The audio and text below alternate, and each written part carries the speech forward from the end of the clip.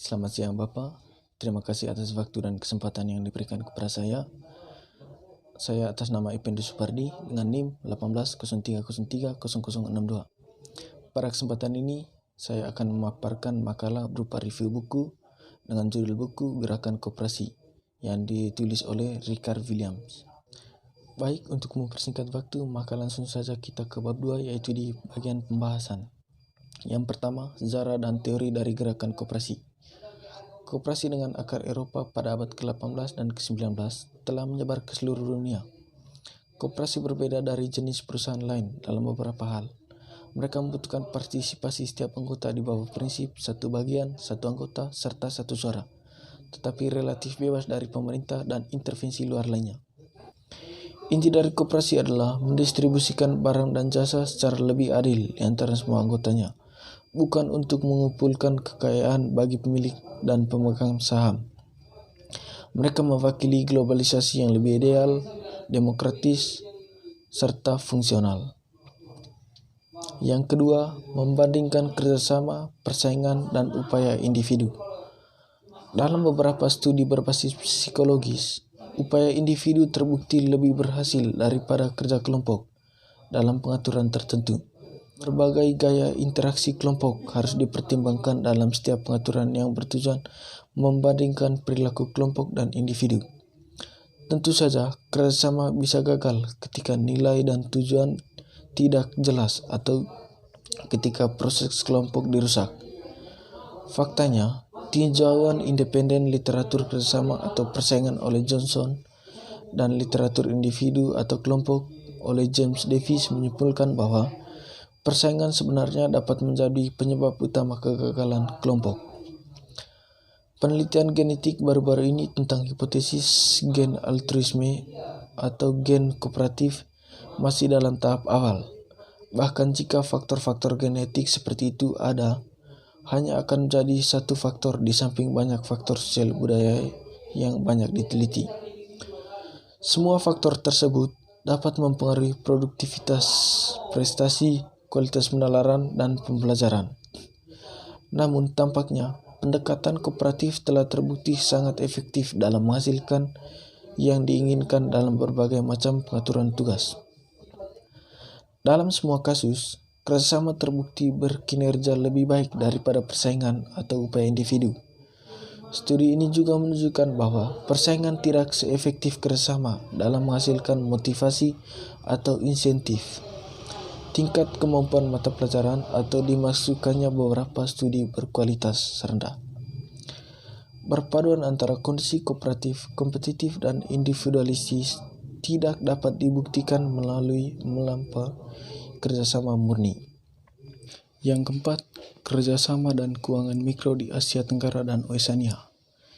Bintang perkembangan koperasi di Asia Tenggara tepatnya adalah Gramean Bank of Bangladesh. Bank Rakyat Indonesia menyesuaikan model Gramean dengan Departemen Keuangan Mikro, dan pada akhir tahun 2004 telah menjangkau lebih dari 4 juta peminjam dan 10 juta penabung. Bank Rakyat karena membutuhkan agunan gagal menjangkau 10% populasi terbawah. Tingkat pertumbuhan agak melambat akhir-akhir ini karena persaingan dengan perusahaan perbankan komersial transnasional. Terlepas dari tantangan banjir, tsunami, persaingan, dan transnasional, campur tangan dan permusuhan, koperasi di Asia Tenggara dan Oceania tetap bertahan dan bahkan berkembang. Kelangsungan hidup ini sebagian besar disebabkan oleh kemampuan koperasi untuk melibatkan orang-orang tingkat masyarakat paling bawah dalam pertumbuhan sosial ekonomi mereka sendiri dan peringkat kualitas hidup. Yang kelima, gerakan koperasi di India. Usaha koperasi di India memiliki sejumlah faktor yang sama, yaitu yang pertama, kelompok desa kecil besar mengarahkan pembangunan mereka sendiri. Yang kedua, kelompok koperasi menggunakan prinsip keuangan mikro untuk memanfaatkan usaha mereka. Yang ketiga, semua jenis koperasi sedang menemukan cara untuk mereplikasi diri mereka sendiri dan melihat bahwa diri mereka menyebar ke wilayah yang semakin luas di India. Unsur paling menonjol dalam pengalaman kerjasama di India melibatkan sistem kasta. Di India, 111 kelompok swadaya koperasi desa diorganisir dan diarahkan oleh masyarakat. Mereka telah mengesampingkan model ekonomi standar dan telah menafkahi mereka sendiri. Yang keenam, Mondragon, Bosque pengalaman kerjasama. Kerjasama terus tumbuh di Catalunya dan negara Basque, bahkan di tengah konflik pahit antara pendukung kemerdekaan dan pemerintah Spanyol. Fungsi efektif dari organisasi yang dibangun dengan bijak memberikan kesaksian terkuat untuk kesuksesan luar biasa dari koperasi. Mondragon Cooperative Corporation atau MCC sepenuhnya merestruksi organisasinya untuk mengoptimalkan manfaat bagi pekerja dan konsumen, dan pada saat yang sama membentuk baterai baru dari 13 koperasi penelitian untuk memastikan masa depan yang sejahtera. Yang ketujuh, koperasi di Amerika Latin. Kesenjangan antara si kaya dan si miskin lebih besar di Amerika Latin dibandingkan dunia manapun. Praktik para ekonomi dan pembuat kebijakan saat ini adalah mengukur kesejahteraan ekonomi negara-negara di dunia dengan produk domestik bruto. Kesan keseluruhan dari koperasi di Amerika Latin adalah bahwa gerakan ini tumbuh subur dan menjanjikan ekonomi yang lebih stabil dan kehidupan yang lebih sejahtera bagi komunitas tersebut. Tekanan untuk membatasi kegiatan koperasi dapat berasal dari beberapa sumber. Yang pertama, pemerintah membuat undang-undang dan perjanjian seperti NAFTA yang membatasi kemampuan koperasi untuk menawarkan produk mereka ke pasar dunia.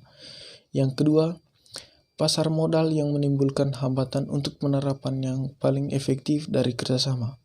Yang ketiga, lembaga pendidikan gagal memberikan pelatihan yang dibutuhkan untuk kompetisi dalam ekonomi abad ke-21. Dan yang keempat, praktek neokolonial yang sombong dari perusahaan transnasional.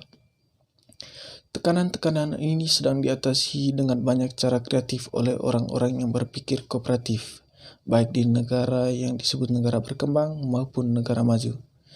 Efeknya adalah gerakan kuat menuju globalisasi dari bawah. Yang kedelapan, upaya kerjasama Puerto Rico. Di Puerto Rico, masalah kapitalisasi diselesaikan dengan pendanaan dari basis pajak umum persemakmuran. Memanfaatkan koperasi terdiri dari mengajukan permohonan dukungan dan nasihat kepada pemerintah.